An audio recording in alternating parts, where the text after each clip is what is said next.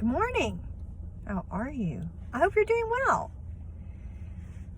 What I want to talk to you about today is a little bit me preaching to myself, okay? I'm not going to lie. There has been so much discussion in the church about the election and the state of our country and where things are headed.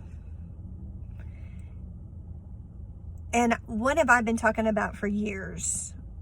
What is going to separate the church from the world if we all look the same? Why would the world be interested in the church? We are supposed to be united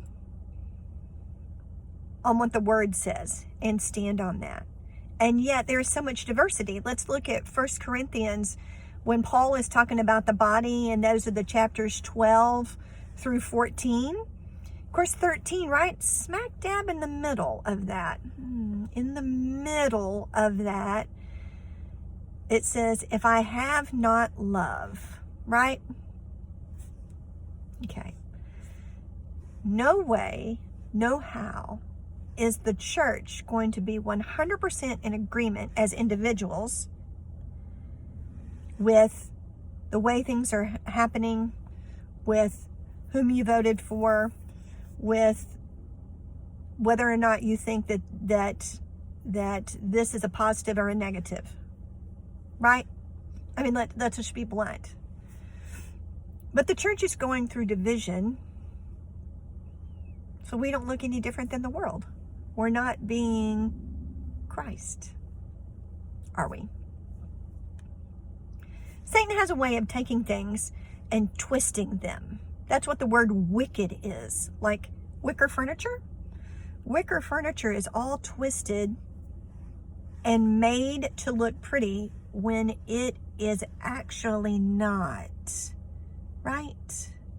When the pureness of that fiber has actually been twisted made to look a specific way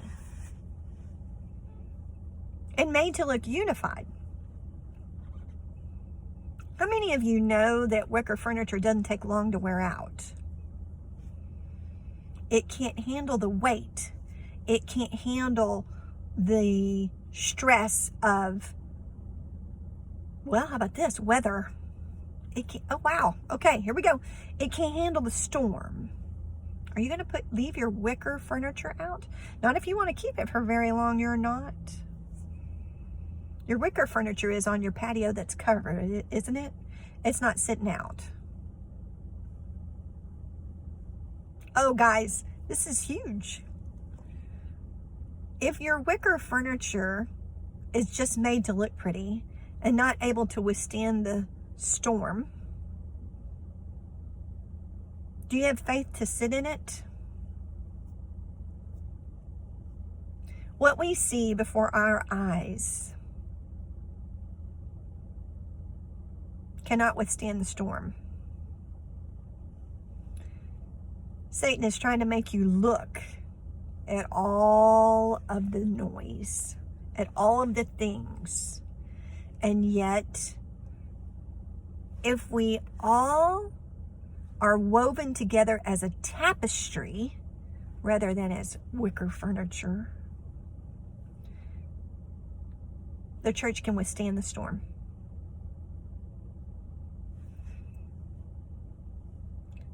Regardless of what is going on in the temporal,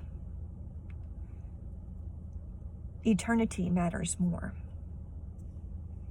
Eternity matters more.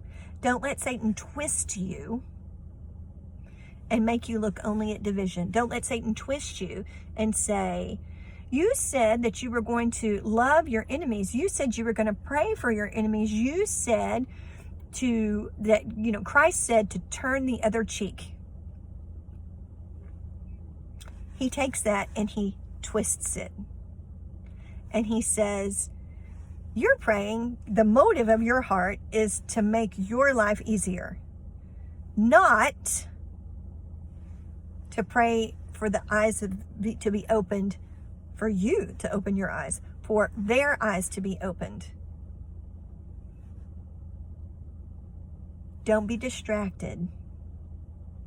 Take the high road. You can stand your ground in what you believe, but out of a motive of love, out of a motive of keeping your heart pure. I have a friend who has proclaimed in her heart that she will not be divided from anyone. She's making a choice to not be divided from anyone. Are you praying for those that divide you out of pureness of heart? If you can't, how do you do that? Get in God's presence.